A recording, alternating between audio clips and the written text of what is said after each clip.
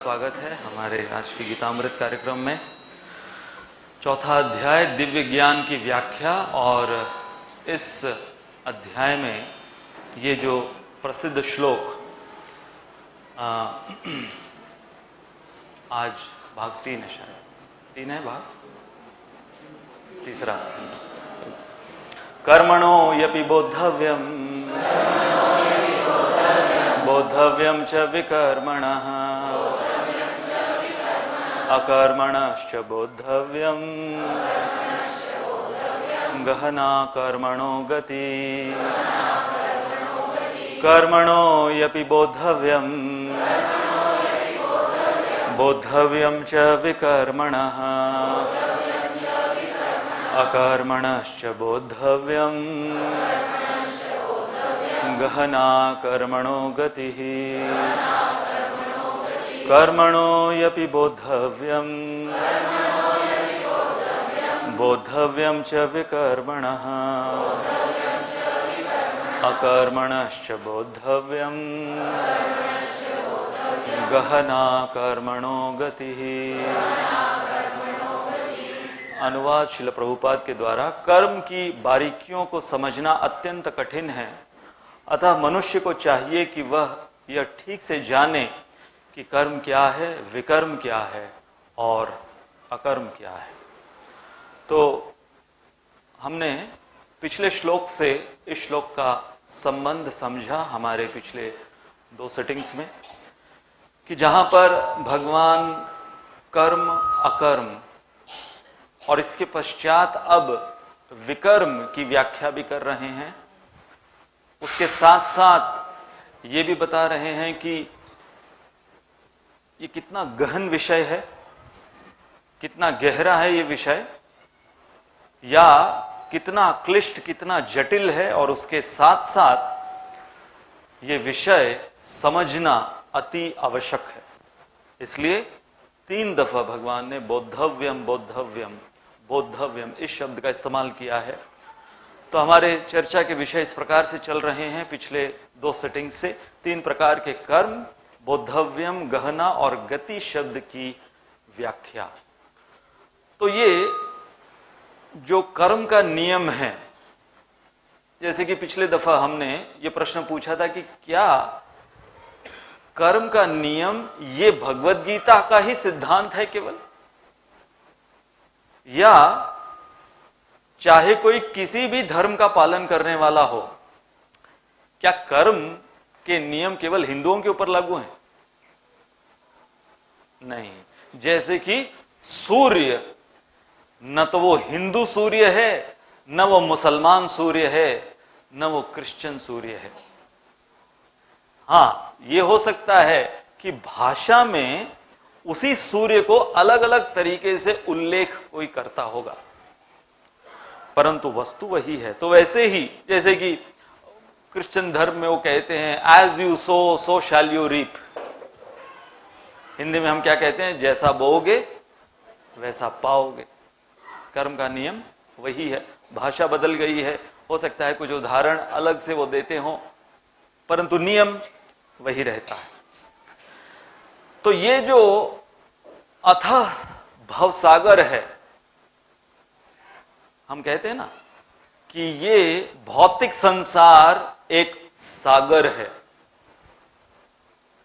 संसार सागरम, अलग अलग उपमाएं दी गई हैं। तो ये सागर जैसे कि एक समंदर किससे बना होता है? जल, वो भी खारा जल। तो ये भवसागर बना हुआ है हर एक जीव के कर्म और उसके कर्म के परिणाम से।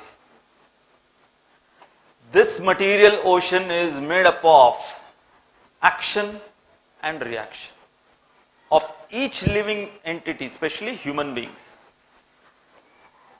अब देखिए कि कितना विशाल ये भवसागर होगा, क्योंकि एक जीव, उसके कितने कर्म होते हैं और कितने कर्मों के कितने परिणाम होंगे, और ऐसे अनगिनत जीव, उनके अनगिनत कर्म और उनके परिणाम,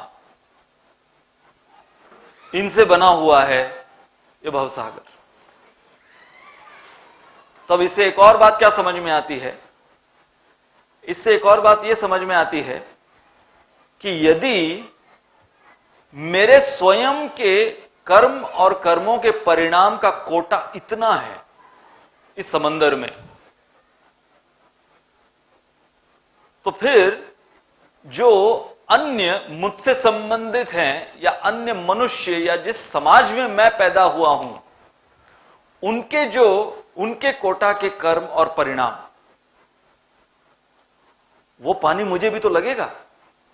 यदि समंदर की उपमा दी गई है तो मेरे स्वयं का पानी, मेरे कोटे का पानी, और फिर मेरा जो परिवार वाला है उसके कोटे का पानी, फिर मेरा जो पड़ोसी है उसके कोटे का पानी, ऐसा जिस समाज में मैं रह रहा हूं उन सब का पानी, वो सब भी मेरे को गीला कर रहा है। Which means we are not simply affected by one's own karma, vikarma, akarma, but we are also affected by others' karma, vikarma. उनसे भी हमको अलग अलग क्लेश परिणाम भुगतने पड़ते हैं। तो जैसे हमने चर्चा की थी कि ये मनुष्यों के लिए,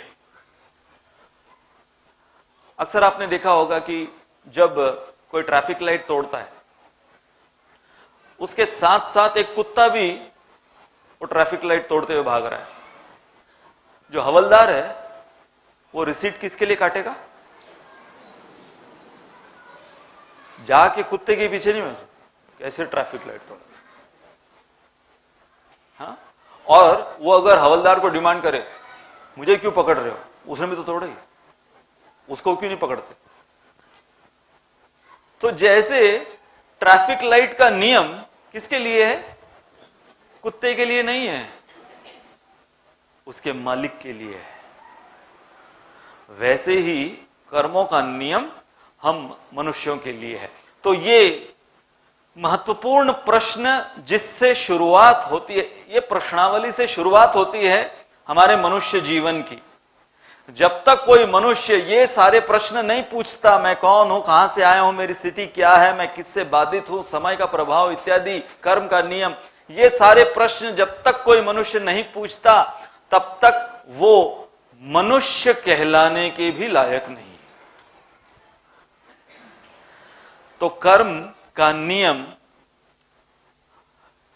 कॉज एंड इफेक्ट थियरी सुना आपने, यदि स्कूल में साइंस में पढ़ा होगा, कॉज एंड इफेक्ट थियरी, कि जब भी आप किसी परिणाम को देखते हो तो अवश्य ही उसके पीछे उसका कारण निश्चित है।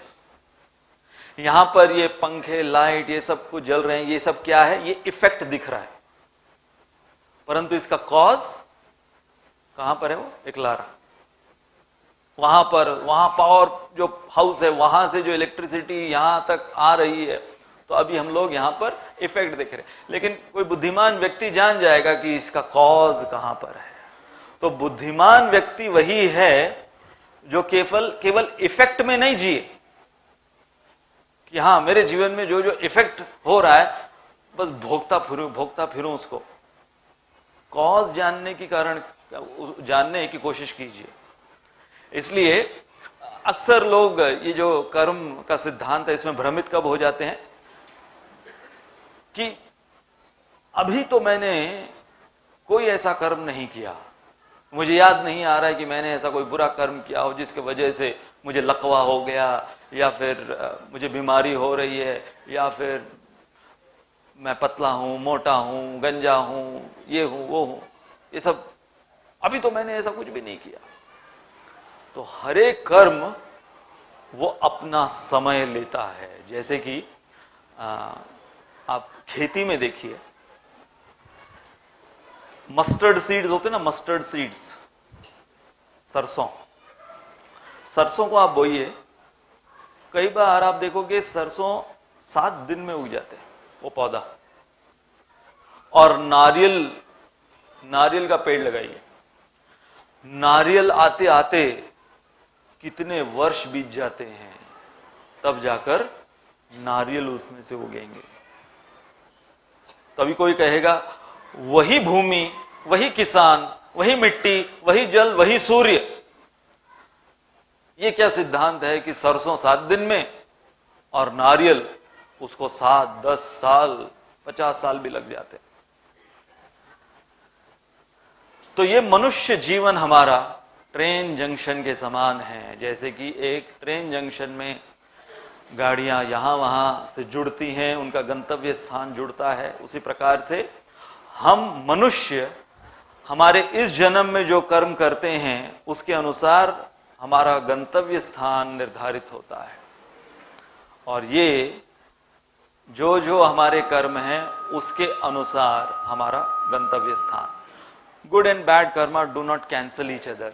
ये हमने महत्वपूर्ण ये प्रश्न लिया था कि अक्सर लोगों को ये प्रश्न उठता है कि ठीक है, हो सकता है या है कि मैंने बहुत से बुरे कर्म किए होंगे पिछले जन्म में, तो मुझे तो आप याद दिला नहीं रहे कि कौन से किए थे, तो चलो मैं अपने से पुण्य कर्म करता रहता हूं, तो उसको कैंसिल करते रहो ना। फिर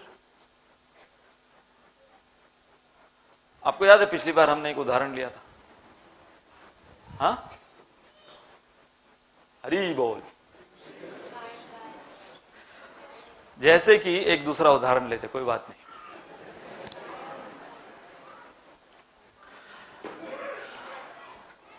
परीक्षा में विद्यार्थी फेल हो गया,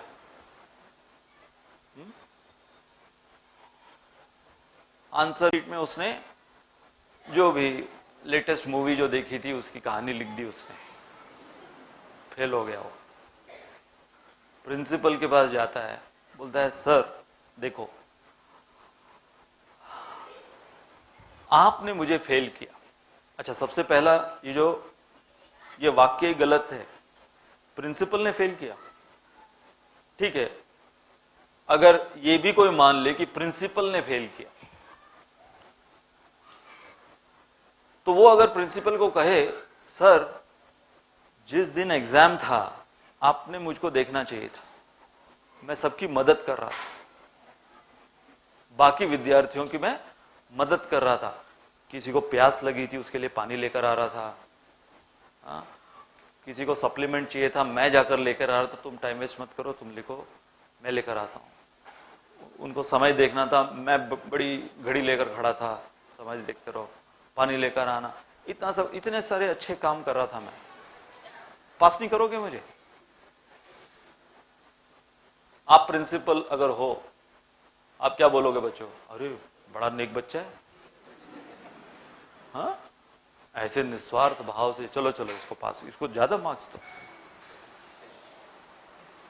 प्रिंसिपल बोलेगा ठीक है भाई, तेरी नीयत अच्छी लगी मुझे कि तू दूसरों को मदद कर रहा है, लेकिन पास तो तुझे होना है। वैसे ही जब कोई ये प्रश्न पूछता है कि मैं अभी नेक हूं, तो कर्म का नियम पूछता है लेकिन जो परीक्षा में फेल तू हो रहा है उसके बारे में क्या कर रहा है? जो प्रश्न तेरे को दिए गए हैं सुलझाने के लिए, उसके लिए तो तू कुछ नहीं कर रहा है, बाकी पानी पिलाते फिर रहा है, सप्लीमेंट लाते फिर रहा है, घड़ी दिखा रहा है, ये वो जो करना है उस एग्जामिनेशन हॉल में वो नहीं कर रहा, और बाकी सारी चीजें ही करता फिर रहा है। तो इसलिए हमने पिछली बार लिया था कि ये कर्म का नियम क्या है। नियम हम इसके बाद देखेंगे, ये नेचर, ये स्वभाव कर्म का, कि जैसे ये सारे उदाहरण हमने लिए थे, वन साइडेड कॉइन, एक सिक्के के हर समय दो पहलू होते हैं, फिर अग्नि बिना धुएं के नहीं हो सकती, कोई अगर तैरने जाए और ये प्रश्न पूछे कि मुझे गीला नहीं होना है, गीला क्यों हो गया मैं, there is no dry swimming, easy exercise ये भी कुछ नहीं है, पीसफुल वॉर ये भी एक असंभव सा वाक्य है, और प्लेनलेस चाइल्ड बर्थ। इसलिए अंग्रेजी में कहा है there are no free lunches even in ISKCON.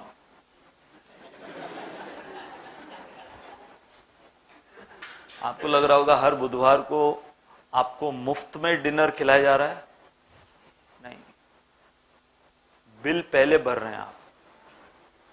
Dinner से पहले इधर बैठना है, सुनना है, और चाहे इधर बैठो भी नहीं तो भी इधर उधर घूमते फिरते भी मिलेगा नहीं आपको, चाहे कितनी भी परिक्रमा आप लगा लो मंदिर की। हाँ। और फिर यहां वहां सब जगह आपको सुनते रहना पड़ेगा।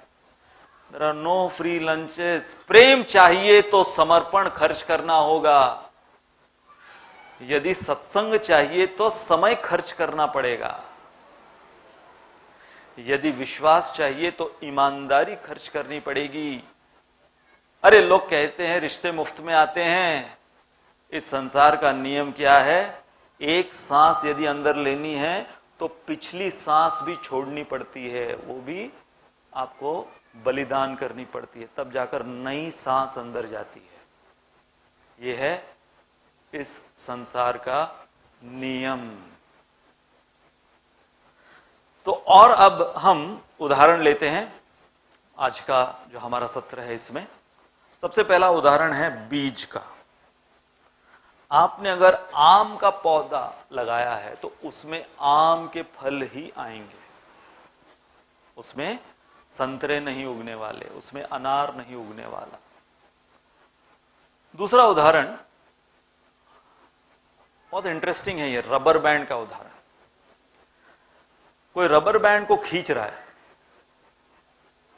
होगा क्या एक पॉइंट पे, और रबर बैंड जब छोड़ोगे तो फिर से तुम्हारे ही हाथ पे वो लगने वाला। तो जितना खींचोगे उतने ही तेजी से वो आगे लगेगा। So karma is like rubber band, the more you stretch the faster it will come and hit you back.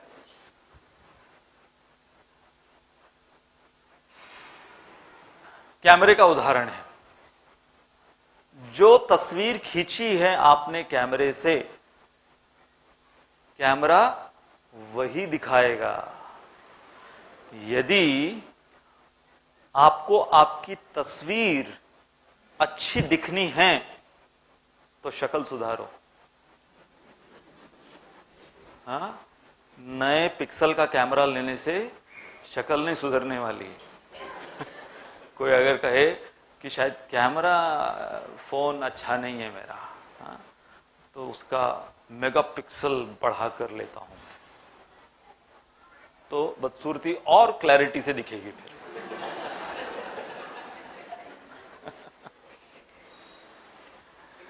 इसलिए ये बहुत इंटरेस्टिंग उदाहरण है कि कैमरा और आईना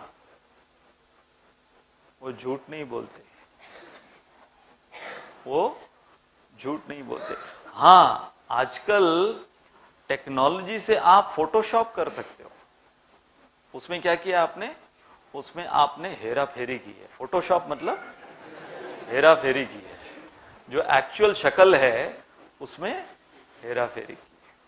अच्छा, वो भी नहीं, आजकल तो फिर ब्यूटी पार्लर में जाकर वो भी अलग तरीके की हेरा फेरी होती है। ज्यादा नहीं बोलेंगे आजकल।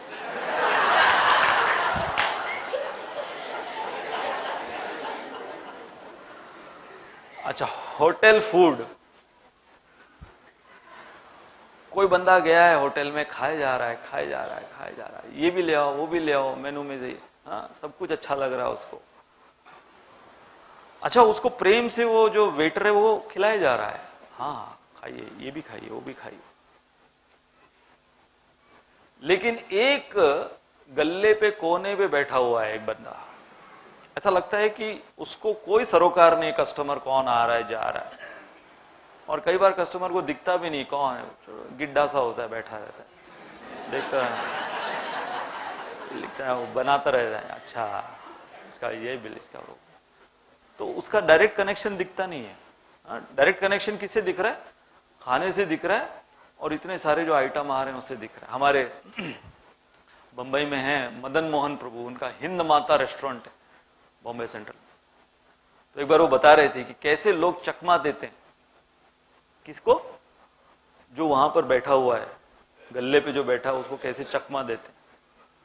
तो बता रहे थे कि एक बार एक व्यक्ति वो गेट से जो लग के अंदर की बेंच थी, सीट, उस पे बैठा हो, पूरा खा पी लिया और फिर गला साफ करने के लिए, जैसे कि बलगम आया गले में, गला साफ करने के लिए अब इधर उधर देख रहा है, तो सब लोग देख रहे हैं उसको, अभी ये गला कहां साफ करेगा।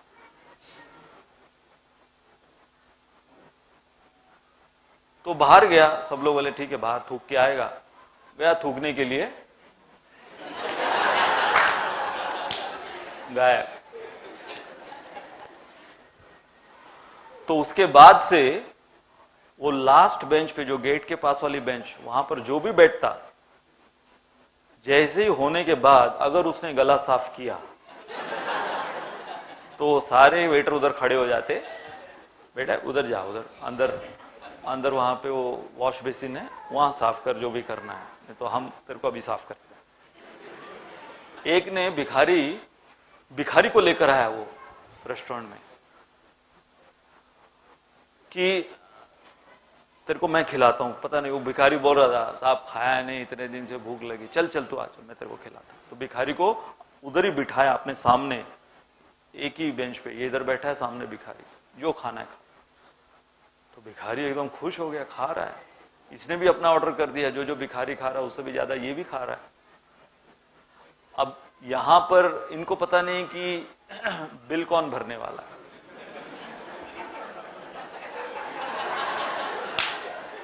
तो ये खा पी लिया अपना पूरा, भिखारी को बोलता है तू बैठ मैं आता हूं, बिल भर के आता हूं। भिखारी अपना बस लास्ट का सब सौंफ वौंफ सब खा रहा है, एकदम तृप्त हो गया कि चलो ऐसे दानवीर कहां मिलते हैं आजकल। और फिर सारे वेटर सारे बोलते हैं कहां गया तेरा बंदा, कहां गया बंदा, वो बिल भरने गया ना, वो तो रफू चक्कर हो गया, बिल कौन भरेगा। अरे वो मेरे को लेकर, मैं तो भिखारी हूं। अब यहां पे प्रश्न है कि भिखारी कौन था।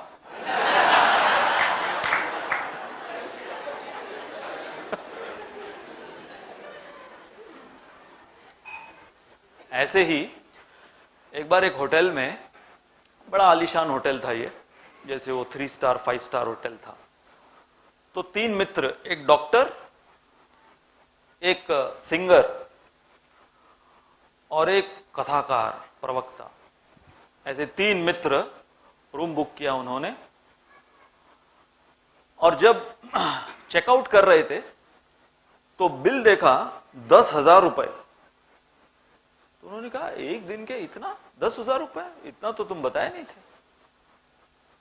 तो उसने बिल के अंदर देखो स्विमिंग पूल, जिम्नेजियम, जकूजी, ये सब कुछ, सोना, बाथ, ये सब कुछ उसके अंदर इंक्लूडेड है। तो हमने तो ये सब कुछ यूज ही नहीं किया, हम कहा स्विमिंग पूल में नहाने गए, हम कौन सा तुम्हारा जिम यूज किए, हमने तो कुछ भी यूज नहीं किया। तो मैनेजर कहता है सर अवेलेबल था, आप कर सकते थे, हमारी क्या गलती, हमने तो अवेलेबल कर कर दिया था, आपने क्यों यूज किया। तो इन्होंने दिमाग लगाया, इन्होंने तीनों कौन थे, एक डॉक्टर था, एक सिंगर था, एक कथाकार था, तीनों अपने अपने बिल निकाले। डॉक्टर ने अपना बिल निकाला 7,000 का, सिंगर ने अपना बिल निकाला 10,000 का, प्रवक्ता ने अपना बिल निकाला 25,000 का। मैनेजर कहता ये क्या, बोलता ये हमारा बिल है, भरो। बोला मतलब, अरे मैं डॉक्टर हूं, ये सिंगर है, ये कथाकार है, तीनों ने हमारा बिल दिया, भरो। क्या मतलब है, अरे ये सब क्या, हमने थोड़ी कोई आप लोगों को ये सब करना, हम अवेलेबल थे, तुमने यूज नहीं किया, तुम्हारी गलती ना, मैं तो अवेलेबल था एज अ डॉक्टर, ये सिंगर अवेलेबल था, बोलते तो गा देता, ये कथाकार तो एवर रेडी रहते हैं, तो हम तो अवेलेबल थे, तुम्हारा जो लॉजिक है उसके अनुसार हम अवेलेबल थे, क्यों नहीं यूज किया। फिर ये जो आजकल हम सेलफोन यूज करते हैं, अब देखो सेलफोन में अगर एक नंबर भी इधर उधर हो जाता है, एक नंबर भी इधर उधर हो जाता है, जैसे मुझे अक्सर कॉल्स आते रहते हैं, ऐसे अननोन नंबर से कॉल आते हैं, अच्छा राजेंद्र, और मैं हर बार बोलता हूं भैया मैं राजेंद्र नहीं हूं। अच्छा राजेंद्र ही बोल रहे हैं ना? अरे बोल दिया नहीं हूं राजेंद्र। तो कोई इधर उधर एक नंबर घुमा देता है, देखो पूरा 10 डिजिट में अगर एक नंबर इधर उधर हो गया, कॉल किसी और को चला जाता है ना? तो वैसे ही वो कभी मिस्टेक नहीं करेगा कि अरे बाकी के 9 नंबर तो सही किए ना, हाँ बाकी के 9 नंबर, और सोच के तो उसी को किया था ना, राजेंद्र को ही किया था ना, तो चलो राजेंद्र को ही लगा देते हैं। नहीं, वो सेलफोन कंपनी बोलेगी सही नंबर लगाना पड़ेगा, सबका अलग अलग नंबर है, वो नंबर आपको एक एक डिजिट बराबर वैसे ही उसमें डायल करना है, वैसे ही कर्म का नियम है, प्रिसाइज।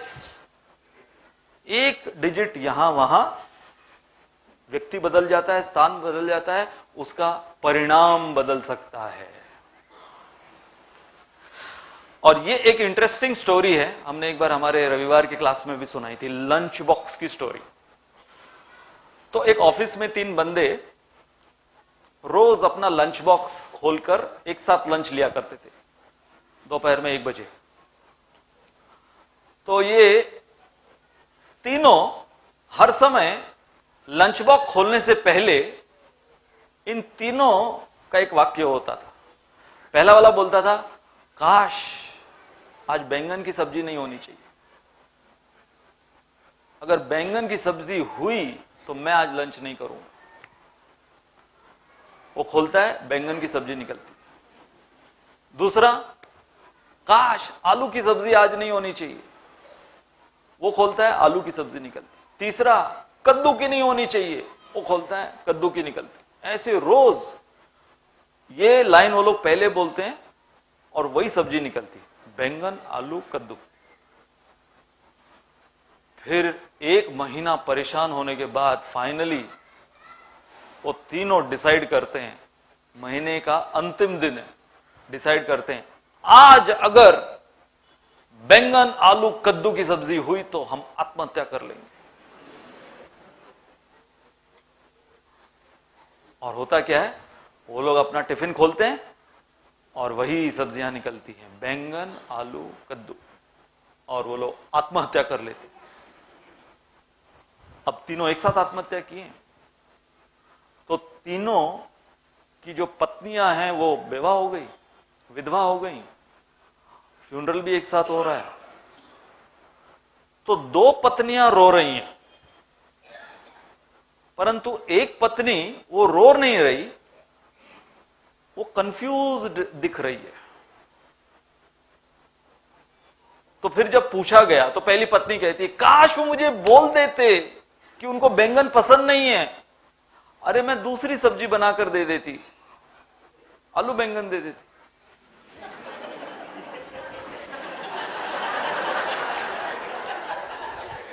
दूसरी बोलती है, अरे काश वो मुझे बोल देते कि उन्हें आलू पसंद नहीं है, हाँ? मैं उन्हें बैंगन आलू बनाकर देती। तो ऐसे ये 2 बैंगन और आलू वाली जो पत्नियां थी, उन्होंने इस प्रकार से विलाप किया, काश वो बोल देते। लेकिन तीसरी वाली कंफ्यूज, कुछ बोल ही नहीं रही है। तो उसको जब पूछा गया कि तेरे अंदर ये कंफ्यूजन क्या है, तू इतनी कंफ्यूज्ड क्यों दिख रही है, उसने कहा मेरा कंफ्यूजन यही है कि मेरे पति खुद अपना टिफिन बनाते थे, पकाते थे और पैक करते थे। मतलब वो ही खुद कद्दू खरीद के लाते थे, कद्दू काटते थे, कद्दू की सब्जी खुद ही बनाते थे और खुद ही अपना टिफिन पैक करते थे। आप लोग भी कंफ्यूज हो ना? क्योंकि यही होता है, हम लोगों के साथ यही होता है कि हम ही हमारे अलग अलग इंद्रियों से, मन से, रिसोर्सेज से हम इंग्रेडिएंट्स इकट्ठा करते हैं हमारे कर्म के, उसका कुकिंग करते हैं, हमारे ही टिफिन में पैक करते हैं और फिर हम कंप्लेन करते हैं कद्दू की सब्जी नहीं होनी चाहिए। तो ये जो पत्नी थी ये कंफ्यूज्ड थी कि इन्होंने आत्महत्या क्यों की जब ये खुद ही पैक करते थे। So we cook and make our own lunch box. So if you don't want that sabzi in your lunch box, don't cook, don't chop, don't fill in that lunch box. अब देखिए, ignorance of law is no excuse. जैसे हमारे राधा गोपीनाथ के एक ब्रह्मचारी, अब वो जब Bombay temple join किए तो प्रोग्राम के लिए लोकल ट्रेन में पहली दफा तो उन्होंने देखा लोकल ट्रेन आई पीक आवर्स में, तो ये अब फर्स्ट टाइम लोकल ट्रेन में सवारी करने वाले बॉम्बे के, तो ये शराफत से खड़े रहे कि सब लोग उतर जाएं, और वो खड़े रहे क्योंकि जितने उतरे थे उससे डबल भर गए। तो इनको लगा कि शायद ये ट्रेन में होंगे, अगली ट्रेन खाली आएगी। ऐसे करके 3 ट्रेन 4 ट्रेन वो खड़े ही हैं, आधा घंटा 45 मिनट हो गया। फिर उन्होंने देखा कि ये एक बोगी में कोई घुसता नहीं है, ये लोग पागल है, बेवकूफ हैं, सभी उसके बगल वाले, उसके उधर वाले, इसके इधर वाले, इसमें घुसते हैं। तो मैं बताता हूं इनको बुद्धिमानी किसको बोलते हैं। अगली ट्रेन आती है, ये बोगी खाली, एकदम एकदम शहंशाह की तरह घुसे अंदर, खाली है पूरा, सब बैठ गए। वो कौन सा बोगी था? फर्स्ट क्लास का बोगी था। टीसी आया, टीसी ने पूछा टिकट ही दिखाया, टीसी ने कहा भाई ये फर्स्ट क्लास कंपार्टमेंट। तो इन्होंने कहा अच्छा ना, मुझे नहीं पता था। टीसी ने बोला तो आरती उतारो। मुझे नहीं पता था मतलब? वहां वो स्ट्राइप्स था ना बाहर, वो स्ट्राइप्स मतलब वो फर्स्ट क्लास कंपार्टमेंट है। बैठने से पहले तुम्हारी जिम्मेदारी थी ये जानना, ignorance of law is no excuse. मैं वहां पे ड्राइव कर रहा था तो नाना चौक का सिग्नल जस्ट क्रॉस किया, वो रेड हुआ, ग्रीन से रेड हो गया। हमारे हवलदार जी, महाराज क्या महाराज? मैंने कहा क्या? सिग्नल तोड़ दिया। क्या क्या? सिग्नल दिखा नहीं। मैंने कहा सिग्नल दिखा तो आप नहीं दिखे।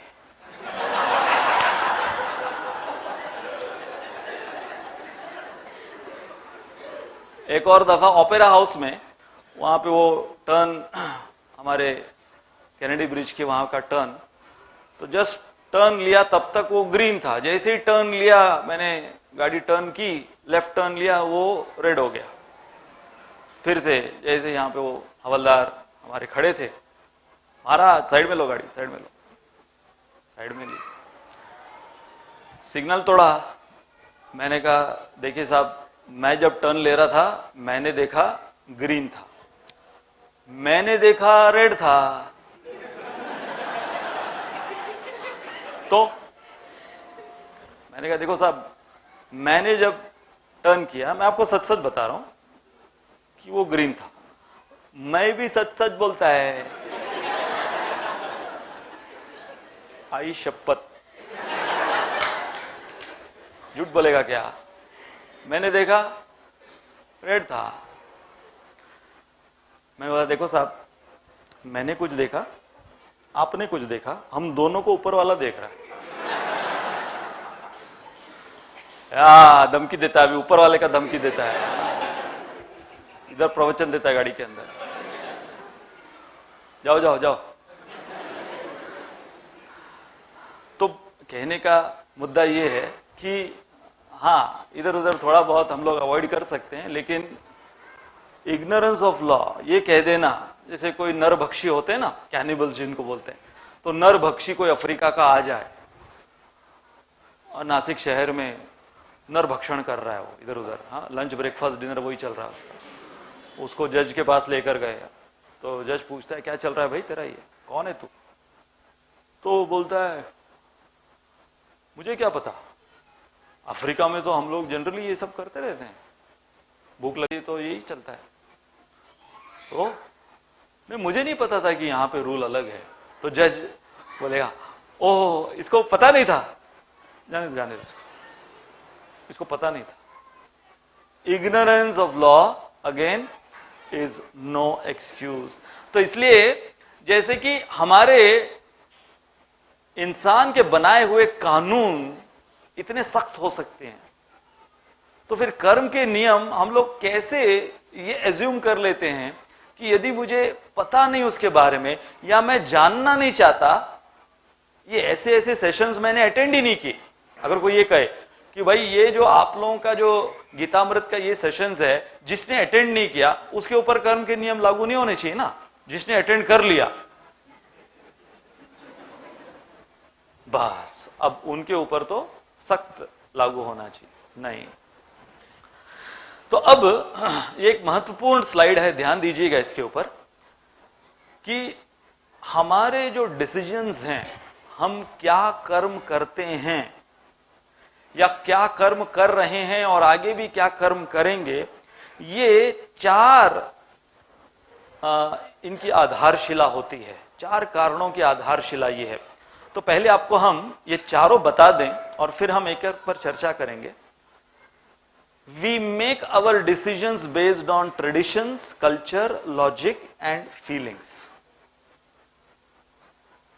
जितने हमारे इस मनुष्य जीवन में हम निर्णय लेते हैं या चयन करते हैं कि मुझे ये करना है, ये नहीं करना है, ये किस पर बेस्ड होता है?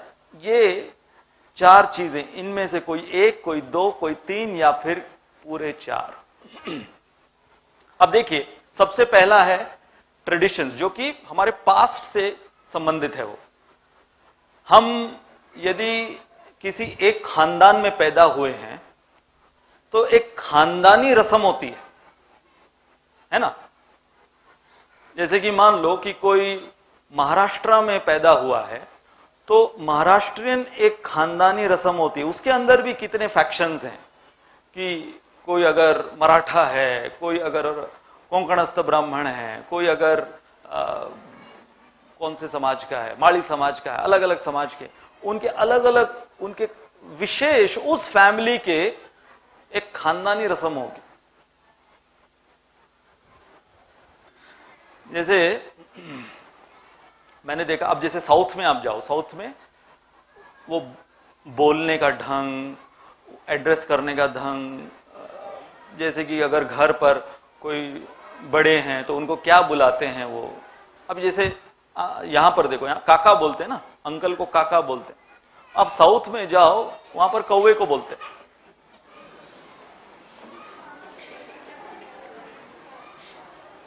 तो अभी अगर साउथ में आप जाके अंकल को काका काका बोलोगे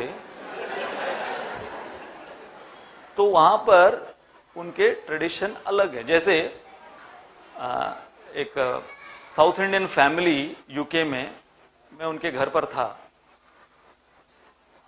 तो अभी उनकी पत्नी, प्रभु जी की जो पत्नी है, वह क्या था कि एक प्रोग्राम उन्होंने ऑर्गेनाइज किया था और उसमें दोनों आए थे, इंडियंस भी आए थे और ब्रिटिशर्स भी आए थे। तो होता है ना कि हर एक जगह पर पत्नी अपने पति को कैसे एड्रेस करती है। जैसे यहां पर कैसे करती है, आहो ऐसे बोलती है ना, आहो ऐकतात का, ऐकलं का, हाँ, आहो आहो बोलती। नॉर्थ में आप जाओ, ए जी सुनते हो, ए जी सुना, हाँ, और वो भी अपने पत्नी को जैसे कि पप्पू की माँ, डायरेक्टली नाम से नहीं बुलाती, पप्पू की माँ बुलाएगी। मेरे को क्वेश्चन था, पप्पू होने से पहले क्या बुलाते थे? पता नहीं, अभी तक उसका जवाब मिला नहीं मेरे को। होने वाले पप्पू की माँ हो सकता है। तो वैसे ही ये फैमिली, तो ये फैमिली इनके साउथ इंडियन, ये तो इनकी वाइफ इनके हस्बैंड को बुला रही थी एनरी।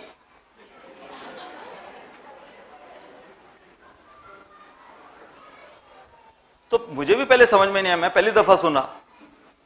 जैसे आहो, एजी, तो साउथ में उनके जो ट्रेडिशन के अनुसार एनरी एनरी वो बुला रही थी अपने हस्बैंड को। तो वहां पर वो जो होस्ट आए थे, सॉरी जो गेस्ट आए थे, तो उसमें से कुछ वो अंग्रेज थे। तो वो जाने के बाद, जाते समय बोले, वो जो होस्ट थे, प्रभु जी थे, उनको बोलते हैं सो थैंक्स मिस्टर हेनरी। तो मैं भी सोचने लगा इनका तो अच्छा खासा दीक्षित नाम है, ये हेनरी क्यों बुला रहे? तो बोले why you calling me Henry? Your wife was calling you Henry Henry. तो अभी देखो वो ट्रेडिशन है, वो ट्रेडिशन के अनुसार हमारे डिसीजंस होते हैं। जैसे कि अक्सर ये देखा गया है कि बहुत से ऐसे ट्रेडिशंस वो परंपरा में नीचे आते आते आते आते वो बिना किसी लॉजिक के होते हैं।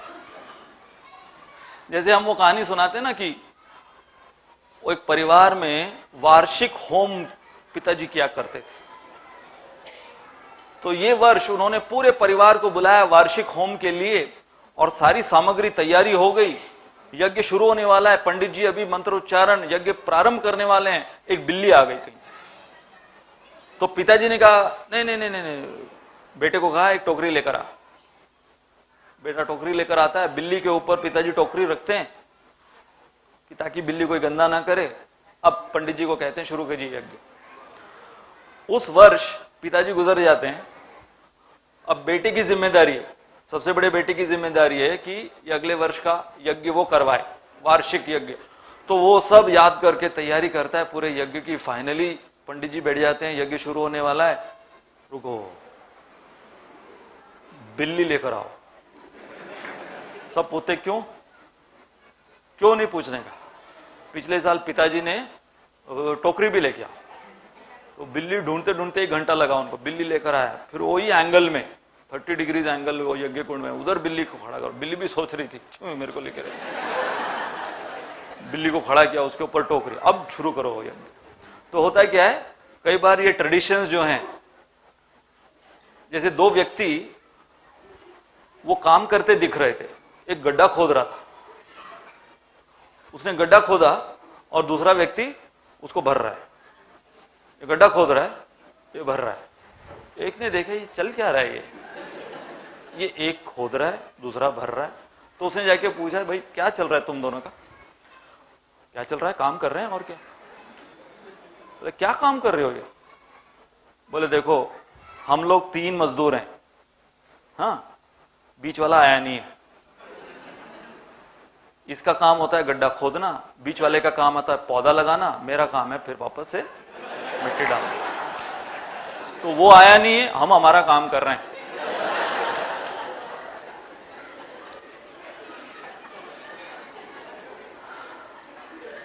कई बार सरकारी काम भी ऐसे ही होता है।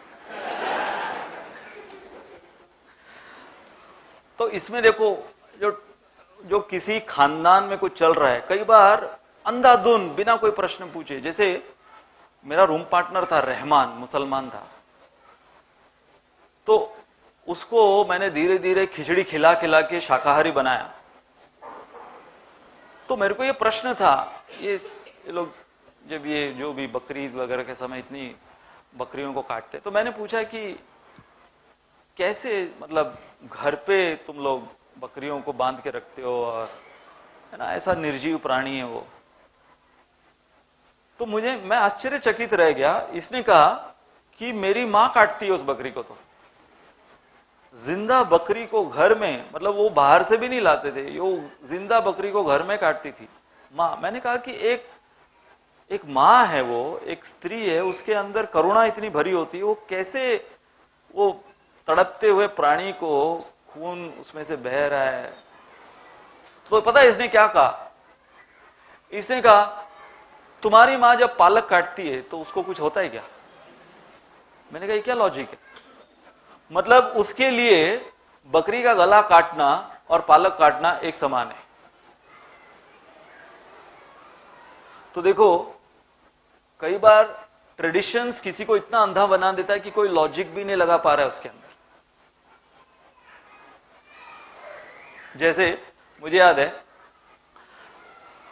बहुत साल पहले राधा गोपीनाथ मंदिर में राधानाथ महाराज दीक्षा दे रहे थे। तो एक माताजी बहुत एल्डरली, मेरे ख्याल से वो 75 प्लस होंगी, और वो किसी गांव की थी, नववारी साड़ी पहनी हुई और बड़े बड़े कड़े, और यहां पर बड़ा बड़ा वो क्या बोलते हैं नथनी बड़ी बड़ी। तो ऐसे वो एकदम गांव की ट्रेडिशनल महिला, डेफिनेटली उसको कोई अंग्रेजी नहीं आती है, और वो महाराज से दीक्षा लेने के लिए, अभी वाउस बोलने ना दीक्षा के, तो अभी ये नियम था कि जो जिस भाषा में बोल सकता है वो वाउस उस भाषा में ले। तो इन्होंने मराठी में अभी वाउस बोलना, मुझे अभी भी याद है। तो अभी वो इतनी ओल्ड, उनको वो वाउस भी लेना इतना अजीब लग रहा था, उनके मुंह से वो वाउस सुनना भी 4 नियम। तो बोल रही थी मी मांसाहार करणार नहीं, फिर रुक गए, भूल गई वो। तो फिर उधर जो प्रभु जी खड़े हुए थे उन्होंने उनको प्रॉम्प्ट किया, माता जी दूसरा भाव। तो पूछ रही कौनता है? तो ये बोले कि मी नशा दारू पिणार नाही, काय करणार नाही। तो हाँ मी नशा नहीं करणार, दारू नहीं पीणार, ऐसे। अभी उसके भी अजीब लग रहा था, इतनी ट्रेडिशनल लेडी है वो, क्या क्या बोल रही। फिर मी अवैध संग करणार नहीं। फिर वो चौथा तो आज याद ही नहीं आ रहा था उसको। तो फिर वो जो प्रभु जी बोले मी जुगार खेळणार नहीं। तो ये उस प्रभु जी को बोलते मी या वयात जुगार खेळणार।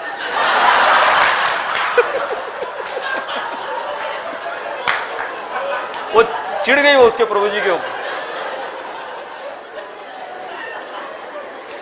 तो प्रभु जी भी डर गए, महाराज भी डर गए, क्या हो गया। तो कई बार ये जो ट्रेडिशंस होते हैं, ये ट्रेडिशंस जो हैं, हाँ ये कुछ हद तक सही हैं हमारे जीवन में, लेकिन कई बार अगर उसके अंदर हमने लॉजिक नहीं लगाया तो उसको हिंदी में जो कहते हैं ना दकियानूसी, वो दकियानूसी ख्यालात के जिसको बोलते हैं, विचारधारा के, वैसे हो जाते हैं। तो ये है ट्रेडिशन। अब जो नेक्स्ट है कल्चर। कल्चर मतलब जो अभी प्रेजेंट है। जैसे कि आप देखो कि प्रेजेंट कल्चर के अनुसार लोग अपने बच्चों का नाम प्रेजेंट कल्चर के अनुसार रखते हैं। जैसे मुझे याद है, मेरा एक फ्रेंड था बास्केटबॉल प्लेयर, उसको उसके माता पिता ने इतना अच्छा नाम रखा था श्याम, लेकिन उसको प्रेजेंट कल्चर के अनुसार वो श्याम नाम अच्छा नहीं लगा, उसने चेंज कर दिया सैम, श्याम का सैम बन गया। तो प्रेजेंट कल्चर के अनुसार नाम, फिर पहनावा, प्रेजेंट कल्चर के अनुसार खान पान, प्रेजेंट कल्चर के अनुसार एजुकेशन, करियर। अभी देखो पहले मुझे याद है कि मेरे पिताजी बड़े फक्र से बोलते थे कि हम लोग पंडित परिवार से हैं, पूजा पाठ करते हैं। अभी आजकल जो आधुनिक जो युवा वर्ग के हैं वो अगर उसी परिवार के हैं, मुझे याद है कि मैं वहां पर कॉलेज में प्रीचिंग करता था, जब मैं पूछता था कि आपके फादर क्या करते हैं, तो विद्यार्थी वहां इंजीनियरिंग कॉलेज के, उनको शर्म आती थी बोलने के लिए कि मेरे पिताजी किसान हैं। मैंने कहा शर्म क्यों आती है? अरे वो खुद की खेती कर रहे हैं, खुद का अनाज उगाया हुआ खा रहे हैं, इतने सेल्फ सफिशिएंट हैं, उसके लिए तुमको फक्र होना चाहिए, तुम शर्म क्यों कर रहे हो? तो देखो कल्चर वो प्रेजेंट सिचुएशन के अनुसार वो बदलता है। अब लॉजिक, देखो लॉजिक, हम लोग बहुत से हमारे निर्णय लॉजिक पर लेते हैं। जैसे आपको अगर कोई प्रोडक्ट खरीदना है तो उसमें आप ट्रेडिशन और कल्चर और फीलिंग्स पे इतना नहीं जाओगे। क्या देखोगे? दिमाग लगाओगे। जैसे कि मान लो दही, अभी दही के ऊपर क्या लिखा होता है? एक्सपायरी डेट, 3 दिन में खा लीजिए इसको, है ना। और उस दही को आप फ्रिज में रखते हो, फ्रिज भी जो आपने खरीदा है, मान लो कि फ्रिज के ऊपर लिखा हुआ है 3 दिन में यूज कर लो। किसको? फ्रिज की वारंटी कितनी होती है? कई साल होगी। दही की वारंटी कितनी है? 3 दिन की है। तो इसके अंदर आप लॉजिक लगाते हो कि 3 दिन की वारंटी का जो आइटम है उसको कितने पैसे देने चाहिए, और 30 साल जो चलने वाला आइटम है उसको कितने पैसे देने चाहिए। यहां पर आप फीलिंग्स पे नहीं जाओगे, यहां पर क्या लगा रहे हो आप? दिमाग लगा रहे हो।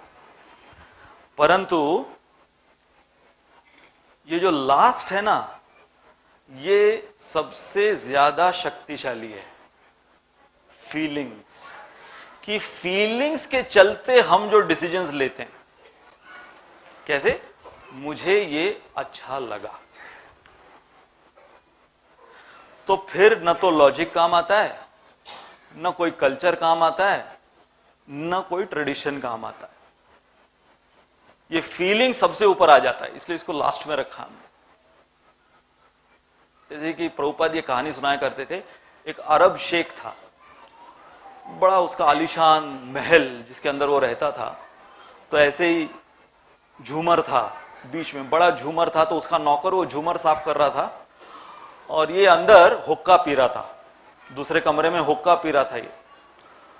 तो एक क्रिस्टल ना, एक क्रिस्टल गिर गया, साफ करते करते क्रिस्टल ऐसे टिंग टिंग टिंग करके नीचे फर्श पे गिरा। हुक्का छोड़ा और अब भागते हुए बाहर आया ये शेख। अब ये बेचारा नौकर थर थर कांप रहा है कि ये तो अब मुझे हलाल करेगा। तो पूछा क्या थी वो, आवाज क्या आई? तो उसने कहा कि वो क्रिस्टल गिर गया साफ करते करते। ये झूमर का? हाँ, जा ऊपर चढ़। एक और गिरा। तो वो आश्चर्यचकित हो गया, वो गया ऊपर, उसने एक और गिराया, वैसी ही आवाज आई। उसने कहा एक और गिरा। ऐसे करके उसके जितने क्रिस्टल थे सारे गिरवाए। क्यों? अच्छी लगी आवाज, सारे टूट गए वो। तो प्रभुपाद ये कहानी सुनाया करते थे कि कई बार लोग जो हैं अपने फीलिंग्स के चलते किसी भी हद तक जा सकते हैं। मुझे अच्छा लगा उसके पीछे, जैसे कि लोग ये सिनेमा देखने जाते हैं। आप देखो, सिनेमा देखने गए, वहां पर कोई लॉजिक से सिनेमा नहीं देखता है, क्योंकि उसको आपको बाहर छोड़ के आना पड़ता है, लॉजिक को बाहर पार्क कर रहे हैं। कोई सुपरमैन की मूवी देखने गया, हाँ, सब लोग बैठे हैं, ज्यादा ब्लैक टिकट ले लेके सुपरमैन की मूवी देखने गया, और सबको पता है कि ये मूवी में क्या दिखाने वाले हैं। मान लो कि मूवी में सुपरमैन उड़ ही नहीं पाया, तो वो लोग क्या बोलेंगे? अरे पैसे बर्बाद हो गए, सुपरमैन उड़ता ही नहीं है। अरे सब कुछ करना चाहिए उसको, कुछ भी कर सकता है ना, सुपरमैन है। तो मैं हाल ही में ना क्वेश्चन पूछ रहा था, तुम सुपरमैन की मूवी देखते हो, बच्चों को सुपरमैन की मूवी देखते हो, क्या लॉजिक है उसके अंदर? कुछ लॉजिक? कभी दिमाग लगाया उसके अंदर कोई लॉजिक है? अंडरवेयर तो ऊपर पहनता है वो, कोई लॉजिक है उसमें? कभी देखा है किसी कल्चर्ड इंसान को देखा है वो करते हुए? पैंट के ऊपर कच्छा पहन रखा है उसने। तो अगर वो थिएटर में कोई लॉजिक लगाने लग जाए, क्या लॉजिक लगाने लग जाए? ऐसे कैसे उड़ सकता है, ये बिल्डिंग से इधर, ये स्पाइडरमैन मकड़ी आदमी, हाँ, ये कैसे यहां से वहां जा सकता है? नहीं, तो उसको सब लोग बाहर निकालें, तू बाहर जा, क्योंकि उसको एंजॉय करने के लिए उनको फीलिंग्स अच्छा लग रहा है। जैसे कि आपको कोई रसगुल्ला दिखाने के लिए, और फिर मीडिया वाले आ जाए, माइक लेके, कैमरामैन लेके आ जाए पूछने के लिए, तो आपको कैसा लगा रसगुल्ला? आपने पहले गुल्ला खाया, कि पहले रस को पिया? हाँ? तो आप ठीक ठीक बताइए कि एग्जैक्टली जब रसगुल्ला आपने मुंह में डाला, पूरा पूरा डाला, पूरा गटक लिया, कि उसको आधा आधा करके कांटे से चाकू से खाया? आप कैसा महसूस करेंगे? अरे जा यार, अच्छी फीलिंग्स आ रही है खाने की। नहीं नहीं, पहले बताइए कि आपने वो रसगुल्ला राइट साइड से चबाया कि लेफ्ट साइड से चबाया? कौन से साइड से पहले चबाया?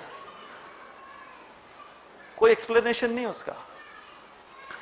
तो ये जो बात है ना फीलिंग्स की, जैसे कि मुझे जब पहली दफा पूछा गया कि ये तू धोती क्यों पहनता है,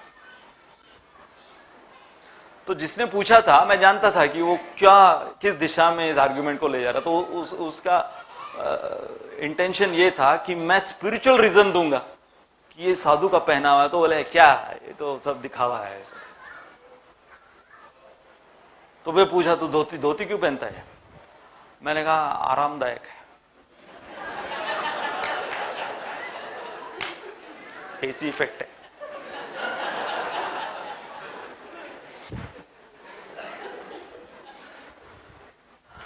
अभी कोई लॉजिक है इसके पीछे कि कोई वो जीन्स क्यों पहनता है? हाँ? अभी देखो वो जीन्स ही 3-4 किलो की बोरी, फिर उसको फाड़ लेते हैं आजकल। उसके पीछे क्या लॉजिक है? फटे हुए जीन्स पहनते हैं। मैंने एक्चुअली देखा वीजा ऑफिस के सामने, मैंने देखा एक लड़की वो फटे हुए जीन्स पहनी हुई है और एक भिखारी उसे भीख मांग रहा है। ये सीन इमेजिन करो, भिखारी वो भी फटे हुए कपड़े पहना है और वो इस लड़की से भीख मांग रहा है, मैम साहब कुछ पैसे दे दो। और उसने देखा इसके सारे फटे हुए कपड़े हैं, शक्ल तो ठीक दिख रही है, इसके फटे हुए कपड़े। तो मैं ये सीन को देख रहा था, वो डाउट में था इससे मांगू कि नहीं मांगू, कि इसको थोड़े पैसे दे दो, सिलवा लेना।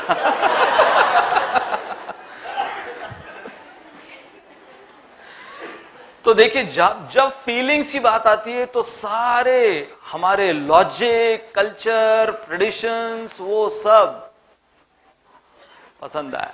जो पियक्कड़ होते हैं वो कोई लॉजिक लगा के पीते नहीं कि एक पैक तूने लगाया, एक पैक मैंने लगाया। अभी इसका देखो जो मिलीमीटर डाला है हमने अंदर, पैक बनाया है, उसका नशा कितने क्वांटिटी में कब हमारे अंदर आएगा, कब तक रहेगा, पहले इसको हम लोग गणित लिखते हैं इसका। नहीं, कुछ नहीं, अरे पियो। हाँ, उसके बाद में जो होता है वो उनकी फीलिंग्स है। इसलिए भगवत गीता, अब आप प्रश्न पूछेंगे कि क्या भगवत गीता में ये चारों चीजें मेंशन्ड हैं? क्या ये चारों चीजें, क्या ये जायज हैं? यस, भगवत गीता में चारों मेंशन्ड है। जैसे कि भगवान कह रहे हैं एवं परंपरा प्राप्तम, ट्रेडिशनली ये ज्ञान आ रहा है, सो ट्रेडिशन है। भगवान अर्जुन को बोल रहे हैं अर्जुन प्रेजेंट तेरा कल्चर क्या है, तू क्षत्रिय है और तू यदि रणभूमि से पलायन कर कर जाएगा तो तेरे को कायर कहेंगे, तेरा जो प्रेजेंट कल्चर है उसको निभा तू। So Bhagavad Gita has tradition, Bhagavad Gita has a present culture, Bhagavad Gita has so much logic in it. अगर वो हम लोग लेने जाएं, लॉजिक को लेने जाएं, जो भगवान ने देहात्म बुद्धि का लॉजिक प्रेजेंट किया है अर्जुन को 2nd चैप्टर में, कि तू शरीर नहीं आत्मा और कैसे है तू, ये सारा लॉजिक आप पढ़ोगे तो कोई नास्तिक व्यक्ति भी उसके पास कोई तोड़ नहीं है उस लॉजिक का।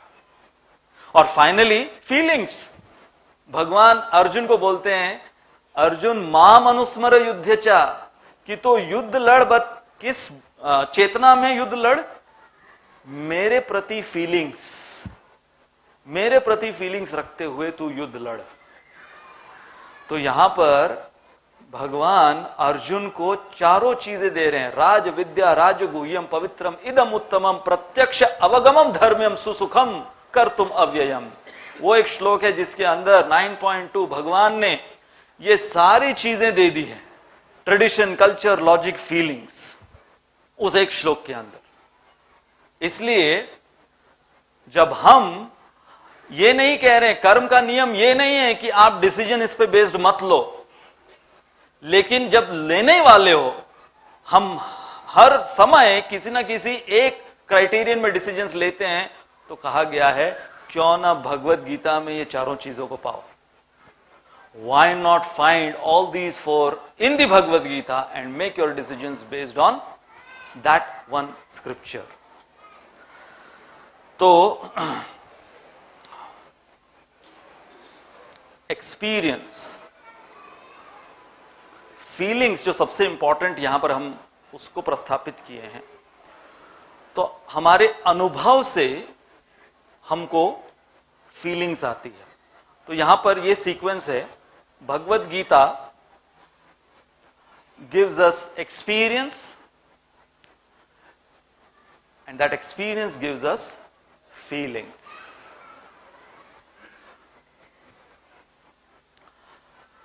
अभी हम आपको एक वीडियो दिखाएंगे, थोड़ा सा ये आधे घंटे का है. ये हमारे राधा गोपीनाथ मीडिया सर्विसेज ने बनाया है. रिसेंटली जो राधा गोपीनाथ का ब्रह्मोत्सव हुआ, तो उस ब्रह्मोत्सव में उन्होंने ये वीडियो रिलीज किया. बहुत ही सुंदर वीडियो है, जिसमें आज हम जिस मुद्दे पर हमारे प्रवचन को विराम दे रहे हैं उस पर यह आधारित है. Experience which brings about feelings. तो जो राधानाथ महाराज ने इतने वर्षों पहले ये जो राधा गोपीनाथ भक्त समाज, उनकी यात्रा जो महाराज ने प्रारंभ करी, और हर साल हम देखते हैं उनकी तादाद बढ़ती जा रही है, उसका मैनेजमेंट, उसका फ्लेवर, सब कुछ प्रोग्रेसिव ग्राफ पर है. तो ये उन्होंने एक सुंदर वीडियो बनाया है, giving the spiritual experience in these dhams. क्योंकि यहां पर भी अभी अनाउंसमेंट शुरू हो गए हैं हमारे इस साल के अपकमिंग यात्रास के. तो ये काफी आप लोगों को प्रेरणा देने के लायक ये वीडियो है. और उन्होंने रिक्वेस्ट किया कि हमारे सैटेलाइट सेंटर्स में हम जो इन्होंने इतना सुंदर वीडियो बनाया उसको हम ब्रॉडकास्ट, टेलीकास्ट करें. तो इसलिए आप लोग सब दिल थाम के और एंजॉय कीजिए ये सुंदर video, which will give you at least right now some experience of what is a glimpse into the spiritual world.